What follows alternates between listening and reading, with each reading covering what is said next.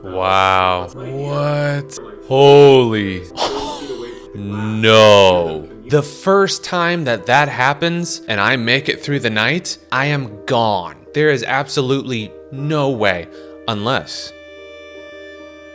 Today's video is entitled The Most Believable Alien Encounter, the Skinwalker Ranch Story. Definitely two topics that pique my interest, so hopefully we can enjoy them together, shall we? Let's go. Some call this location the most paranormal location on the planet. Others call this whole thing just a big hoax. But what is undeniably true, and frankly what makes this case so much more interesting, is that unlike the vast majority of paranormal stories and claims, this case was put to an enormous amount of scientific scrutiny. In fact, there was a decade-long study done on this case, where PhDs and scientists converged on this one location and basically around the clock studied, all these claims of the paranormal that was happening in the area. And after a decade of research, the findings are pretty mind-blowing. And the case that I'm referring to is none other than the very famous Skinwalker Ranch. So the too long didn't read version of this story is you have a family that purchases a ranch out in Utah, and as soon as they move in, they start noticing some pretty bizarre things around their property. Everything from, some of their livestock going missing or being harmed. They have strange sightings in the woods of creatures and lights in the sky. They eventually report it to the news, and that news story gets picked up by a couple of other outlets, and a billionaire who is obsessed with researching the paranormal sees this story. He buys the property and installs an entire team of scientists and researchers to basically try to figure out what was happening at this ranch. And they spend 10 years studying this ranch. The outcome is, turns out some strange things really were happening there. So, actually, now that I think about it, I may have seen this individual before. I believe I saw a short clip where he was telling a story about a lamp in a living room. And I know that sounds ludicrous, but it had actually a really interesting story to go along with it. In the northeastern corner of Utah lies a 500-acre plot of land, it's all desert, where a ranch sits, and that is Skinwalker Ranch. It was built in the late 1800s, early 1900s, and it was actually built on a piece of land that had apparently been cursed. Prior to its construction, the Navajo tribe had a feud with the Utes Native American tribe. The Utes were selling off other Native Americans that they would capture. They would sell them into slavery to the United States. And so the Navajo, who had previously lived in the area where this ranch actually was built, they were forced off their land as the Utes came in and were rounding them up and selling them into slavery. And before the Navajo left that area, they cursed the land with what's called the Skinwalker curse. The idea was they were going to torment the Utes tribe for the hardships they had inflicted on the Navajo. The Skinwalker curse, legend has it, is this curse where these witches descend on the area and take the form or wear the skin of various predatory animals in the area, namely large wolves and foxes. They inhabit those bodies and terrorize anybody in the cursed land. At some point, this ranch is actually built on the land that had apparently been cursed. It wasn't until many years later when owners of that ranch started seeing predatory animals doing some very strange things in and around their property that they did some research on the area, learned about this curse, and then before long, the nickname had stuck. In 1994, Terry and Gwen Sherman purchased Skinwalker Ranch. It had actually been abandoned by the previous owners for the last... Before we get too deep into this, I want to comment on this guy's storytelling ability. He's clearly been doing this for a while, and he's a great storyteller. He's got a great voice for it. But as far as this story goes, I'm curious, who would voluntarily go and buy something with the nickname Skinwalker Ranch? Like, even if you didn't know the backstory of the Skinwalker, that's such a terrifying name and just a concept that just almost, it's creepy. Like, Skinwalker. What does that even mean? Last few years. So when they purchased it, they got it for way below market price. So they are just so excited to be moving in. They breed cattle, and so they had 500 acres to let their cattle free roam. It was like the dream purchase for this family. And so when they finally do move in, like the day they move in, they don't really care that, the grass is overgrown. It looks like things are kind of in disrepair. And in fact, when they go into the homestead, like the actual house on the property, they were so excited about everything that they kind of overlooked some of the strange things that they immediately noticed about the property. It's just like many things in life. We're so excited about the prospect of something, about the idea of something, that we just voluntarily overlook red flags that we should immediately say, this should be coming to my attention. This is an issue that may predict further issues. This kind of thing happens in many relationships, I'm thinking, but I guess in this term, relationships with a property and various possessions and where you're going to be living. They go inside and every window has a deadbolt on it. The inside and outside of every door in the house, not just the doors leading outside, doors leading between rooms had locks, the front and back side.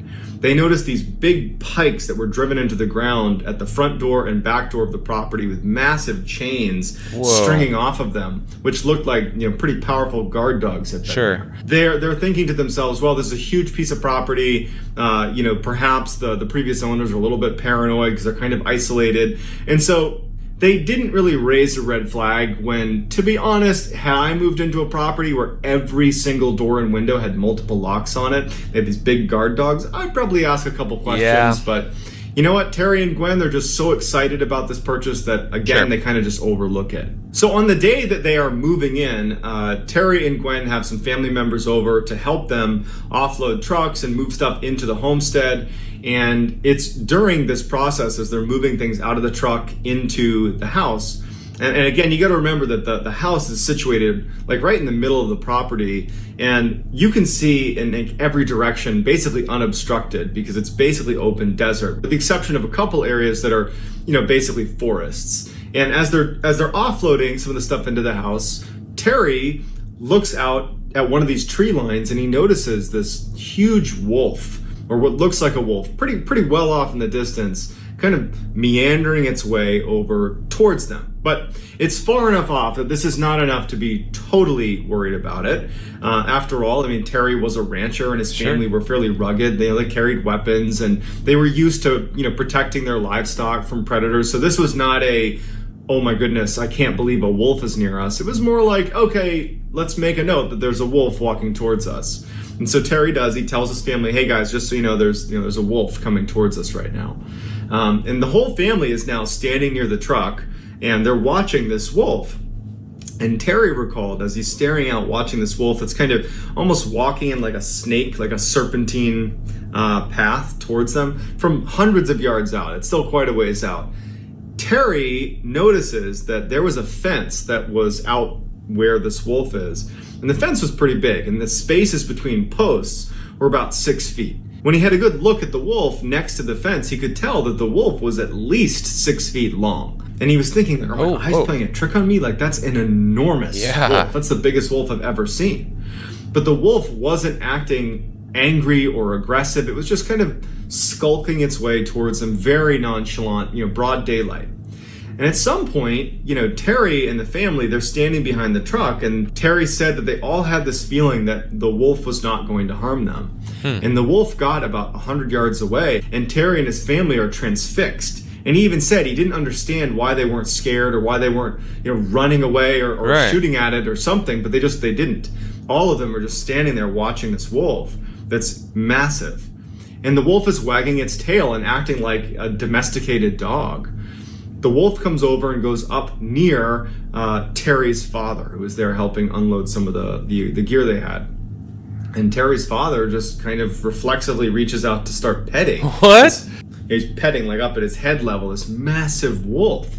And the wolf just acts like a domesticated dog and kind of rubs against his hand and then starts walking away from them, just wagging its tail and not doing anything, not causing them any harm, not snarling, not growling, nothing. But just as nonchalantly as it walked over to them, it walks over to where they had a pen with a couple of cows and calves inside of this pen.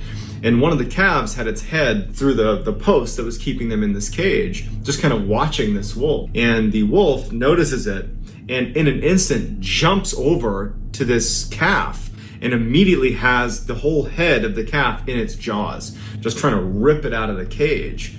But it can't get it to squeeze through the cage. And so all of a sudden, like Terry and his family are broken out of this weird trance. And Terry starts firing shots at the wolf. It strikes the wolf and has no impact. They run over, they start hitting it with the back end of an axe. They're trying to get this thing off of the calf because their livestock, that was their livelihood. That's your money. And these are rugged people, and so they're trying to fight to save their property, to save their cows.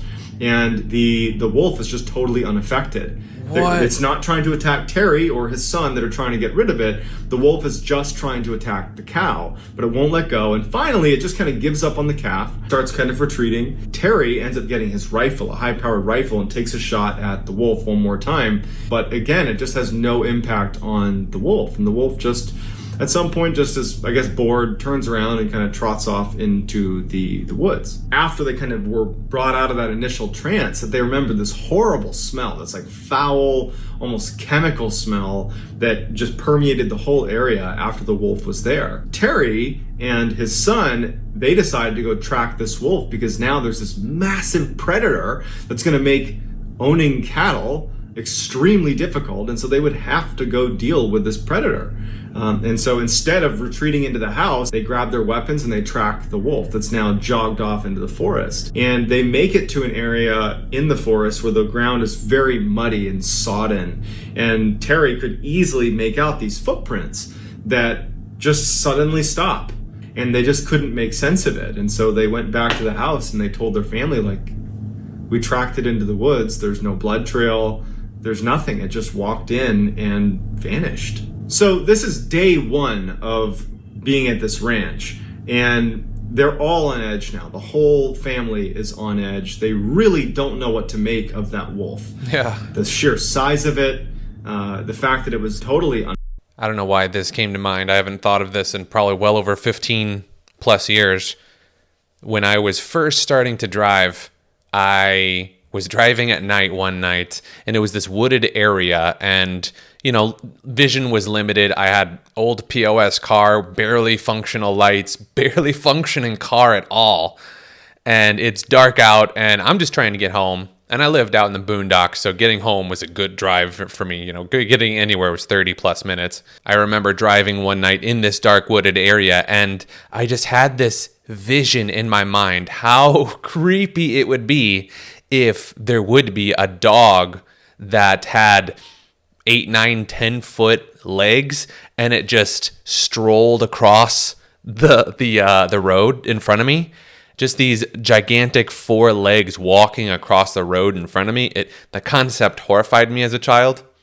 I say 16, 16 like I was a child. I was a child at 16. Hell, I'm still a child to a lot of degrees. Unaffected by being shot multiple times. There's real concern over their own livelihood because they keep cattle and they're only going to have more that are going to be out in these pens. And if there are wolves that are 3 times the size of a normal wolf that are walking around killing cattle, that's a big problem if you own cattle. And so they're on edge, and they're all in a way trying almost not to talk about how crazy and how bizarre that encounter with the wolf was. They're just like, they're treating it like it's just a normal predator problem. Like, man, we gotta get those wolves, we gotta protect our cattle. But in the back of everybody's minds, they're like, something very strange is happening here. Surreal. When she was having some other very strange things that were happening to her that she was not tying to the wolf thing. She was just noticing a couple of distinct things that were happening to her that made her think that she actually had a very real medical problem, that she had true memory issues. Because 2 things happened. One, in that first week, she had gone to the grocery store, and when she came back, she put the groceries away, and then she left to go to the other room, and when she came back, all the groceries were now back in the bags. And so for 20 minutes, she's just sitting there dumbfounded with, did I put the groceries away? Same day, she goes to take a shower, and she hangs her towel in the bathroom like anyone would, and she takes a shower, and then when she gets out, the towel's missing. And she's like, she gets another towel and she towels off, and then she finds the towel hanging up in a closet on the other side of the house. And so between the groceries and the towel, she's like, is there something wrong with me? Am I like having a stroke? Am I having a medical issue here that I'm like literally losing my mind? And it was. That's so powerful that she was able to question it. Because I think a lot of people, if they were to experience these things, they wouldn't even second guess it. They would just whatever. But to have the awareness and the strength and the willpower to genuinely question your own sanity, that's pretty powerful as far as I'm concerned. It wasn't until Terry actually had a similar experience that she started to wonder if this had to do with maybe that strangeness with the wolf, that maybe there's just something odd happening about this property. And it was Terry, in that first week, he had been digging holes for a new fence. And he had this big fence digging tool. It was about 70 pounds that he was using to dig the holes for the fence. And so he had taken a break after making a bunch of posts for this fence. He took a break, left his fence digging tool, at the last place he had dug a post, and he went in to grab a bite to eat, came back out, and his fence digger is missing. And initially he just goes into the house and he's like, hey, to his wife, to his kids, like, did you guys move my fence digger? Like, do you know what happened to it? Like, where is it? It's not out there. And they're like, no, we've been in the house the whole time. I have no idea. And so they couldn't find it. And a week goes by, and he's out patrolling his property looking for wolves. And in the tree, like well away from where he had been digging the post before, in the tree, his fence digging tool that's 70 pounds is like 70 feet in the air, strung up in this tree. So Terry comes back to the house and he tells his family about the fence digging tool being in the tree. And that's when Gwen tells Terry about her experiences with the groceries going back in the bag and a towel being moved around the house. And everybody in the family starts to really start being scared. Yeah. We can't explain what's happening on this property, and we're very isolated. And what's the deal with all these locks on all the doors? I mean, they're starting to feel really concerned. Following the fence digging tool being found, Terry started to notice lights on his property. Initially, because this was the first couple of weeks they're there, he would see lights way at the far end of his property that looked like headlights, and he would think someone must have made a wrong turn that wound up on my property, and we were kind of out in the middle of nowhere, and they'll just leave. And so when he first started seeing these lights, that's what he assumed it was, just people making a wrong turn. But he started to see it so often that he wondered if people were illegally hunting on his property. And so one night he sees these lights on his property and he goes out to investigate. And in fact, he's angry. He's had all these strange things happen. His family's on edge, and now he's mad and he's going to take it out on this person who's illegally hunting on his property. And he starts charging out to these lights, and he starts getting closer and closer, and he starts to realize it's not making any sound. If this was like a truck, it's not making any sound. And we're in an area where I could totally hear that if it was a vehicle, and he can't hear anything. And as he gets closer and closer, the lights start retreating from him without making a sound, and then float up into the sky and disappear. And Terry's like, what is going on here? The winter rolls around, and it's a particularly brutal winter. And one night he couldn't account for one of his cows, and so he's out looking for this one stray cow, and he searches his whole property, and there's only one area that he hasn't searched, and it's that forest where that giant wolf had disappeared after marching in there, and they tracked it in there. Real quick, I don't know if you guys have seen the movie Nope, about an alien entity or craft or so. I don't know exactly what it is, but it kind of, hearing these stories, it actually makes me think that movie was inspired by this, because it kind of has some of the same tendencies and traits. And so he goes in there, and as soon as he gets to the tree line, he notices there's a bunch of footprints from what looks like a cow. And he's relieved because it's probably his. He follows it into the woods, and much like the wolf that had just disappeared in that muddy, sodden area in the forest, in the same spot, the footprints that appeared to be this cow had also just, disappeared. And then over the course of the remainder of the winter, that would happen 4 more times. The animals would run away and just disappear without a trace. By the end of the winter, after all these animals have just mysteriously disappeared, Terry and his family, but Terry in particular, has really gone into full paranoia mode. he at night would just like stalk his own property, like hiding behind bushes with his weapon, and like hope to see what was taking his cattle.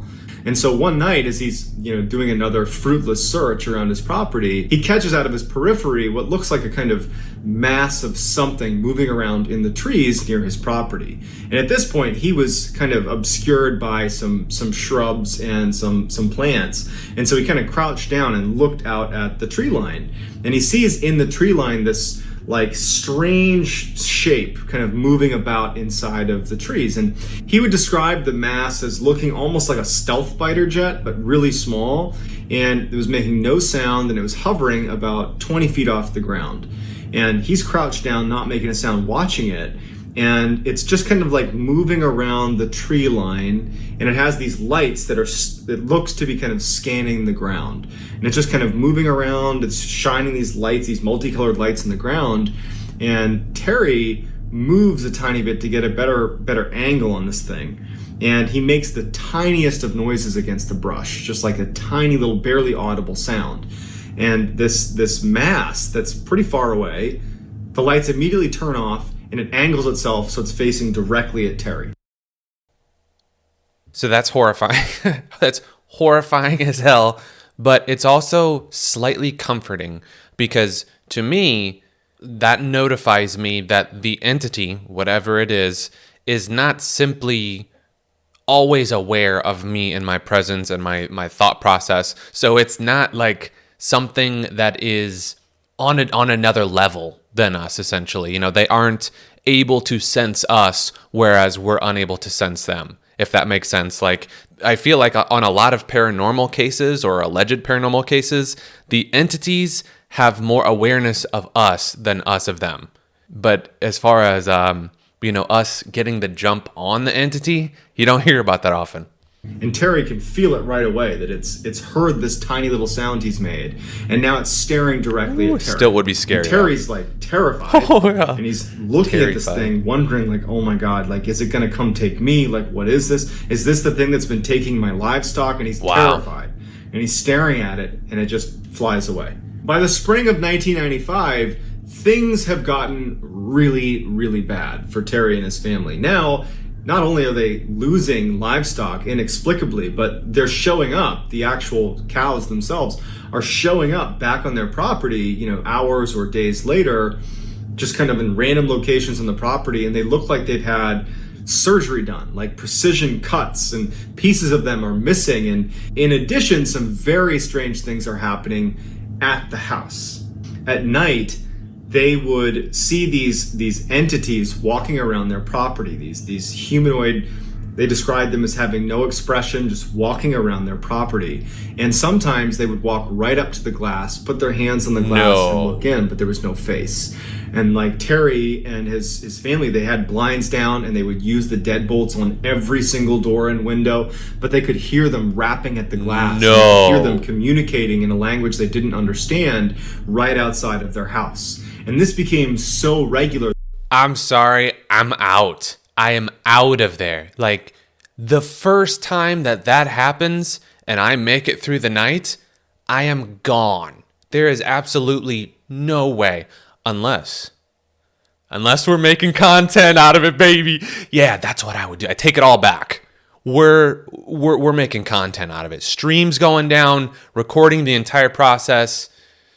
But then again, you've got camera guy safety at that point.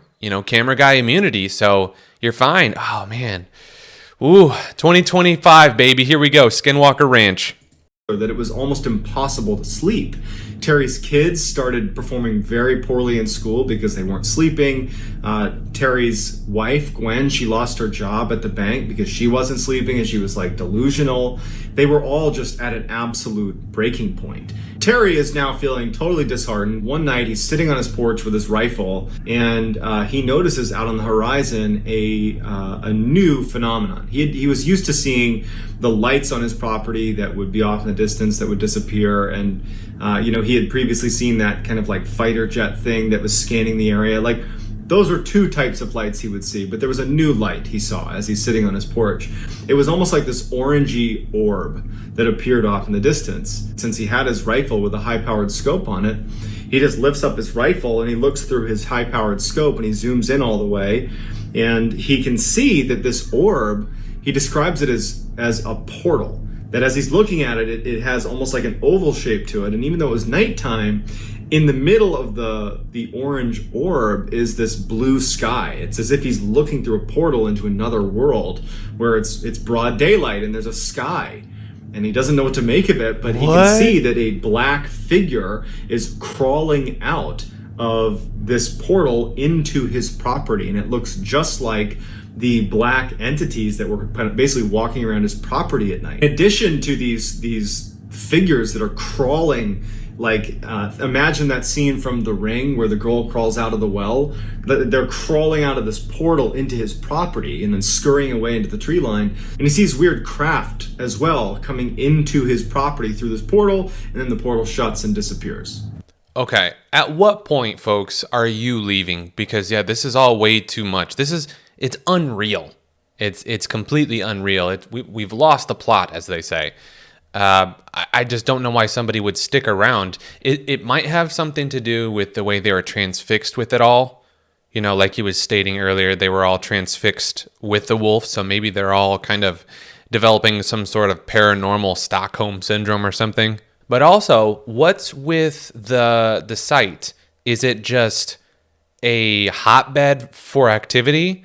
Is it over a burial ground of multiple wars? Like what's with this hot spot that's making it so, a hotbed of activity for paranormal? I've heard plenty of different things occurring over here, and even portals being come out and bringing more, so who knows what's going on.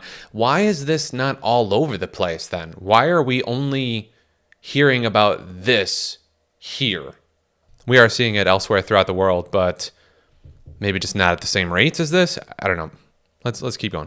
Following this night with the orange portal, Terry started to notice blue orbs that he and his family would say were the worst and most terrifying thing of all of the things they experienced. And considering they had tall, featureless black humanoids peering in their windows and rapping on their windows, that's saying something. Yeah. Okay, so a blue orb started showing up on their property. And the way they described it, Terry and his family, was whenever the orb came near you, it gave you this extreme sense of anxiety. It was almost like it was emitting this feeling that you automatically got, where suddenly you were unbelievably anxious and terrified of the blue orb. And then as soon as it left, you would, not be anxious anymore. And so one night he's sitting on his porch like he had begun doing, and he sees this orb show up on his property, and his 3 dogs are sitting with him that see the orb, and they start growling and barking. And so he lets his dogs go, thinking that maybe they can scare this thing off. And the dogs take off running towards this blue orb, and they chase it, and you can see the orb, Terry can see the orb that starts to kind of retreat. And he's thinking, oh my goodness, I finally won something. Right. My attack dogs are going to scare this orb away.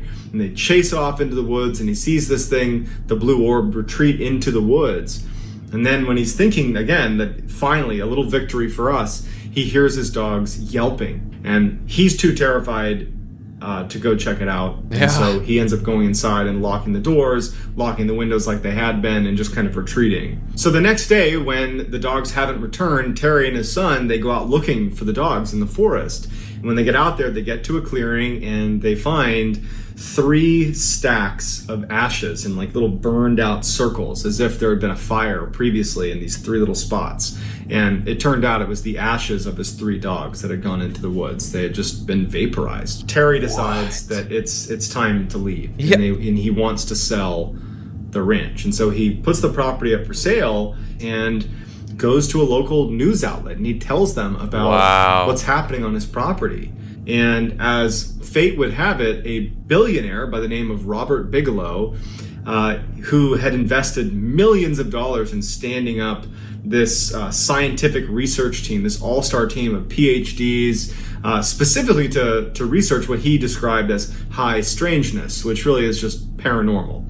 Basically, he was obsessed with the paranormal and wanted to investigate the paranormal. And he had actually seen that fairly obscure story. When he saw that it was up for sale, Robert Bigelow, the billionaire, saw this great opportunity to buy the piece of property and actually make it the headquarters of his own scientific research team. Not only to investigate what was happening on Skinwalker Ranch, but use it as kind of a hub to do other scientific research. So he purchases the ranch, and Terry actually, even though he did not want to spend any time at the ranch, on some level wanted to know what the research was going to show, because he was very curious, like, what is going on at this ranch that's been plaguing my family. So he offers to stay on as kind of like the ranch manager, because, you know, Robert Bigelow and his team are a bunch of scientists and business people. They don't have any experience on the ranch, and so they're happy to keep him. So Terry is still connected to the ranch, but at this point he's sold it to Robert Bigelow. So Robert Bigelow's scientific team was called the National Institute for Discovery Science, or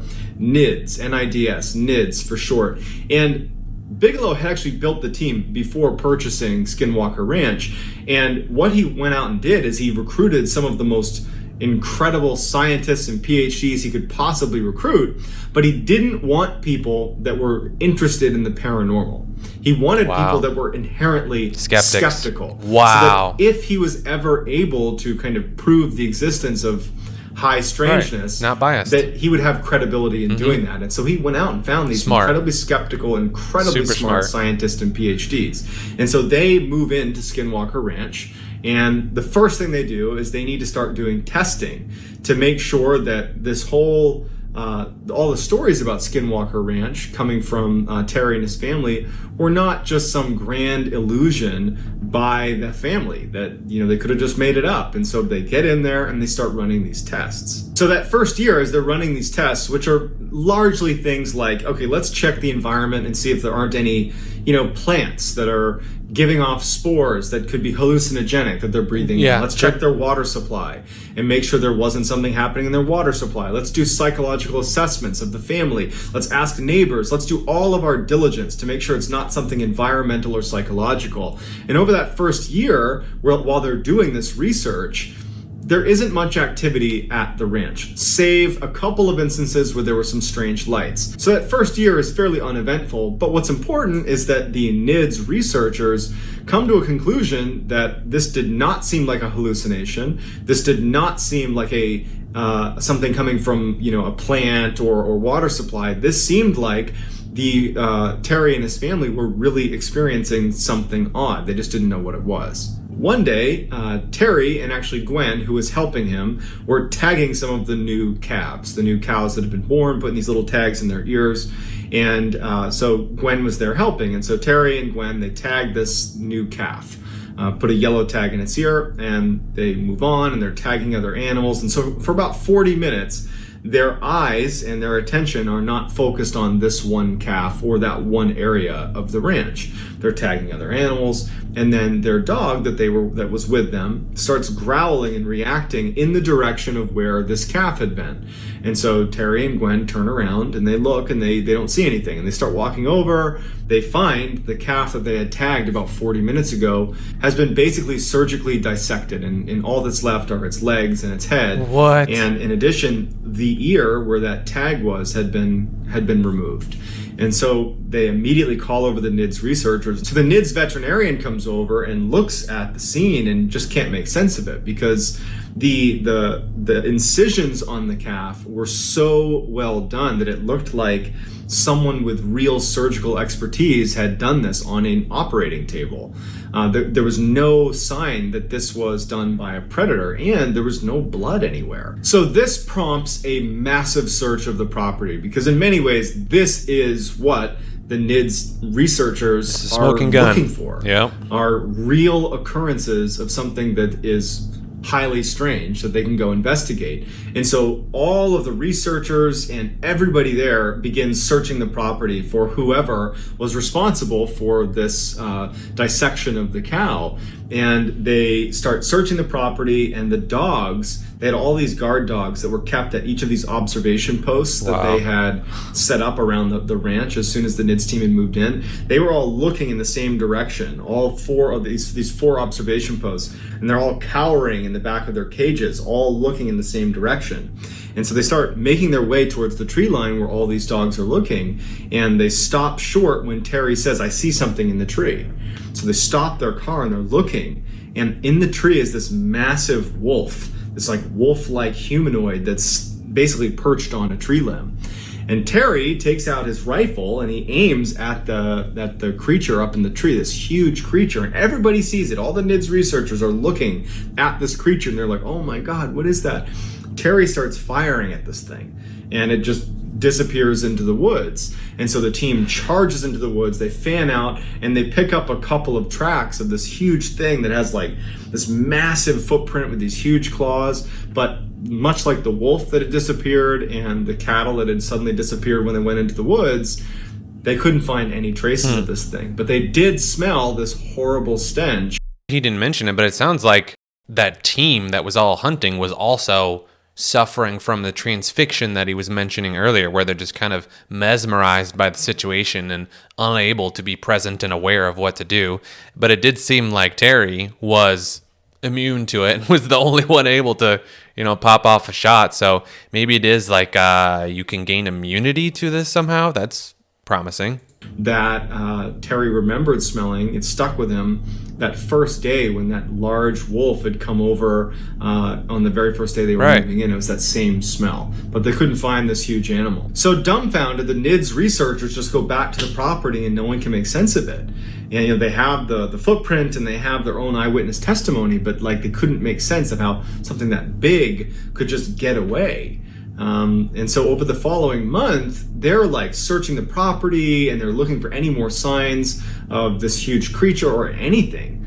The only thing they noticed is that the guard dogs consistently stayed in their kennels and did not want to come out. They were acting like they were kind of being hunted, and they were they were cowering quite a bit and they were scared to go out in the open, but they couldn't find anything. So it was around this time that Terry and Gwen are kind of back to doing work around the ranch, and one day they're driving off to one section of the ranch and they pass by the corral where 4 of their prized bulls were. These are very expensive animals that are all in this enclosure, and so they drive past and they take a mental note that they're seeing these bulls in this enclosure, and they drive off to the other side of the ranch where they're doing some work, tagging animals and building fences, whatever it is they were doing. But when they come back and they round a corner where they're first able to see that corral of bulls again, they are like, where are they? Because the bulls were not in their enclosure and they weren't anywhere. And so they're panicked because these are very expensive animals. And they run over, and Terry sees that the gates to the corral are still locked, but there's no bulls in there. There's no sign of a struggle or anything. And it just so happens that right next to the corral was this fairly small trailer that hadn't been used in years. In fact, it was literally wired shut. It was just sitting there. And Terry, just for whatever reason, runs over and looks in one of the windows. And inside of this tiny enclosure are these 4 bulls, completely calm, all crammed into this tiny trailer. They could barely fit. They're not fighting with each other or anything. They're just calmly sitting there as if they're in some kind of a trance. And Terry yells to Gwen, like, "Hey, they're over here. They're right here." What? And it like startles the bulls out of their trance. They start panicking and kicking, and they end up getting them out of this enclosure, and it takes them hours to finally round them up and get them back in the corral. But they're unharmed. But it is almost impossible to get even one bull into that small of an enclosure. It would take hours to maybe be successful at doing that. Yeah, that's some inhumane task to accomplish. Literally, to put these giant raging animals, you would have to put them asleep and then have huge instruments or just a lot of power to move. That's just unimaginable task. But really, what I'm more curious about is why. Why would that happen? What is the benefit of doing that? Is that an attempt to confuse or instill fear? I'm very curious what possible. Well, okay, all right.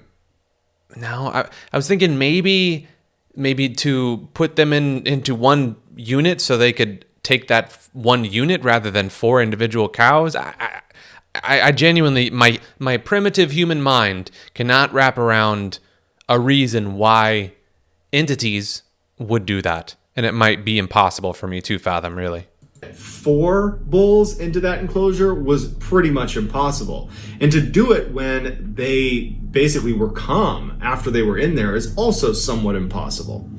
And it was important to note that Terry saw when he looked in the window that the only entrance to that trailer was wired shut still. It had not been undone. In fact, the cobwebs at the corner where the opening basically formed with the sides of the trailer, they were still intact, like it had not opened.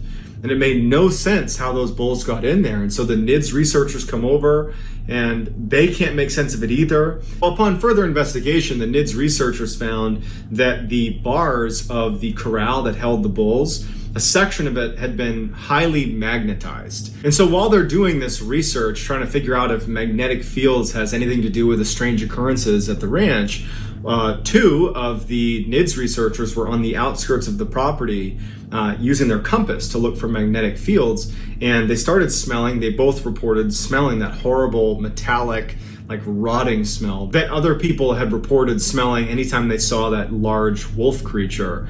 And when they started smelling it, their compass started to flitter and then pointed away from north towards wherever the smell was. And they remember thinking that they felt like they were being watched. And it went on for a few moments, and their compass didn't waver. It was aimed in the direction of the smell, and they're both on opposite sides. Is the smell supposed to be sulfur? Because isn't that, indicative of hell? I believe that the smell of sulfur is correlated with hell. So maybe there's like some connection, some gateway to hell that is on this land, pointing in the same direction. And then at some point, the smell stops and they stop feeling anxious, and the north arrows go back to the way they should have been. And then one of the most terrifying of all of the paranormal occurrences that happened at Skinwalker Ranch happened at the very end of 1997. 2 NIDS researchers were up on a ridgeline overlooking the homestead. Every night it became commonplace to basically position NIDS researchers all over the property to basically be on the lookout for weird things that are happening. And these 2 researchers are up on this ridge, kind of obscured and hidden, and they see this orange orb take shape right near the homestead. And one of them had infrared goggles, and so he looks down at the orb, and he can clearly make out that it's this oval-shaped opening that sounded an awful lot like what Terry had seen on his porch when he saw that humanoid creature crawling out of the portal into his property. Well, these 2 researchers are looking at this portal, and they see the same thing. They see this black human-like creature crawling out of this orange portal onto the ground, and then it starts running up the hill towards them. And they're like frozen with fear. They start smelling that horrible rotting metallic smell as this big human-like creature bounds up the mountain, and they can hear the shale under its feet as it runs up, and it goes right past them. About 30 feet away from them, they're looking at it, and it just barrels past them at a full sprint up into the mountainside. The following year, in 1998, the activity on the ranch declined significantly. All they had was the occasional strange lights here and there, but for the most part, it was done. And in fact, even though NIDS remained on the property, by 2004, the research just wasn't amounting to anything, so they pulled the plug on the operation. They did have footage of a number of the lights that were seen, but again, no one's going to take a picture of some random lights and say, oh, there you go, proof. They demonstrated that there were, magnetic fields, and they have images of these calves that would reappear after looking like they'd had surgery done to them. They had hundreds of eyewitness reports. They have all this information, but none of it was really definitive proof, which was very frustrating to Robert Bigelow, to Terry and his family. And the way they described it is they felt like they were dealing with an entity or a group of entities that were just consistently one step ahead of them. That they could catch glimpses of what they were doing, but it was never enough to really understand what was happening. They never felt like they were in control. It was always clear that this entity or these entities were in control of the situation, and they never were in a good position to really record hard data or get good footage. Not to mention, this is 1998, this is the late 90s. No one just had like, an iPhone they can pull out and snap pictures. You had like real cameras. And so the best they could do was some pictures of light and some of the animals that had been mutilated. There's been numerous books put together by some of the people that were a part of this NIDS research team, and to this day they believe that what they saw was a result of some paranormal activity. And to this day, many people believe that this is one of the most credible instances of paranormal activity occurring. That was intense. That was a really, really good story. Well done, well narrated, good music to go along with it. Yeah, great video. I really enjoyed that. We'll definitely be watching some MrBallen again.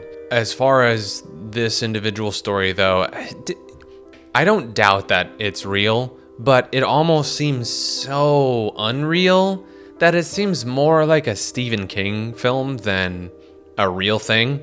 But I guess that's the whole gist of it. Is it's beyond the realm of capturing evidence. A lot of these things in this field, in the conspiracy, in the cryptid realm, all of these things have that immunity of being unable to be captured with evidence. If your technology is out there and available, all of a sudden it's not there at all. So it has a unique layer of protection to it. But again, I'm not doubting the credibility of this. I'm sure unexplained things like this have happened, and obviously a lot of things were documented as well as they could. I definitely look at this more as entertainment than documentation, because again, a lot of this is he said, she said, and it does boil down to take my word for it. But their stories are interesting, and especially because at what point is it too much and you have to leave? Because it does seem like this family stayed in this home despite it being practically unlivable conditions for, peace of mind and comfort. I know I wouldn't subject my family to that.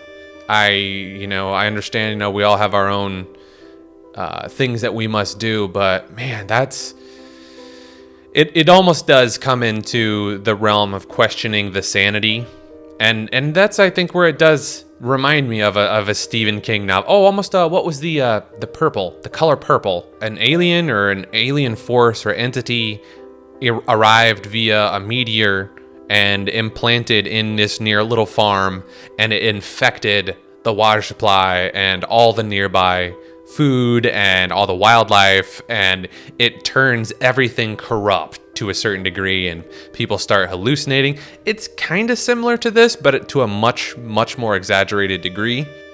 So that's kind of what it reminds me of as far as this whole Skinwalker Ranch thing. It's a little bit too unreal to be taking it real.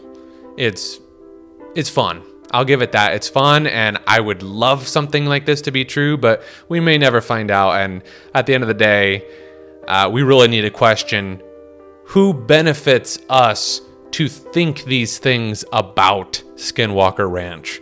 There's an agenda to paint Skinwalker Ranch with a certain light, and we need to be cognizant of why and who benefits from that. But, that's a subject for another day entirely. In general, I found this video to be really cool. Sorry for such a long outro here. I just kind of wanted to put in my 2 cents on the matter. Really fun, entertaining story. Great video, great creator. And I'm going to wrap it up here. Thank you guys so much for tuning in. You guys are much appreciated. We finally hit 1,000 subscribers, so much love to all of you guys for hitting that sub button. You are appreciated. Until the next video, question everything.